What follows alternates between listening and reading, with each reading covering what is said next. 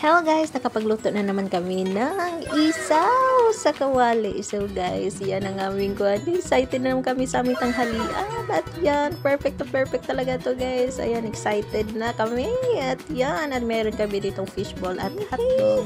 At yan ay yung alaga namin guys. And binilhan niya talaga kami ng isaw. At maghanap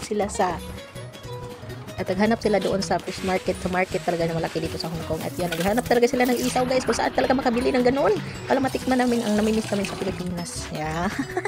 Ayan talaga guys. Tapos guys, ayan, ay inano namin guys, plans namin yan guys, kay medyo may mga ano pa talaga yan siya, diba? O ayan, para malinis, so linisan natin ng mabuti guys. O tingnan nyo guys, o medyo malinis na yan siya. Tanggalan natin ng mga taba-taba guys, sa may ano. Kaya para-paraan lang talaga tayo dito guys. Ayan, na miss talaga natin ito kayo. Ilang taon na kami hindi nakakain ng ganito. At yan guys, alam nyo ba guys, ito ang aming kabuhayan noong aking kabataan. So sobrang dami namin guys, kaya inano namin si mama guys, sinuportaan talaga namin guys si mama. Nagtinda rin ng ulam, kami nag-barbecue, nag-fishbowl, kahit ano-ano guys, kaya para kami mabuhay guys. So ayan, ay diskarte lang talaga yan sa atin guys, sa ating kuan guys, hindi talaga yung labag ang atong kapobre guys ba, kay para makakuan ta sa atong kinabuhi guys. Ayan, para makakaon guys bisag sa tulog sa kadlaw guys, ay malipayon na kay may anana guys ang among kinabuhi kani adto guys, sa kadaghan na mo guys. So ana, suporta lang gyud yan para sa among pamilya guys, kay grabe na mo kadaghan na pulo mi kabuok guys. So ako ang kinamanghuran guys, ala kayod lang gyud guys para mabuhi ang mga pamilya guys. So ayan guys, ay dali na kayo ni jud siya guys, ay lipay kay minya na pa medyo fishbowl din he. Ay pasensya na kayo mo guys, Bisaya Tagalog tagang napita da.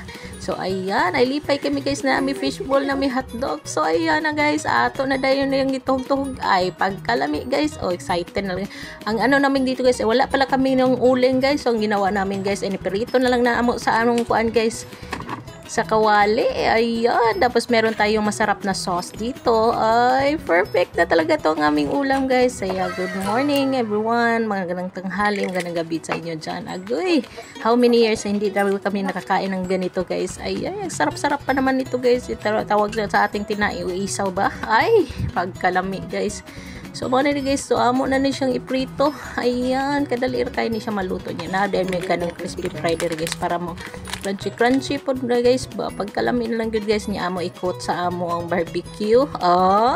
Di ba? Maganda na tingnan guys, masarap na siya, di ba? Oh, ganyan lang guys, diskarte lang talaga tayo mga Pinoy, no? So ayan, nilagyan natin ng crispy fry para mas maging crunchy. Agay, on the go. Ayan, on the go na yan siya guys, para maluto mamaya-maya.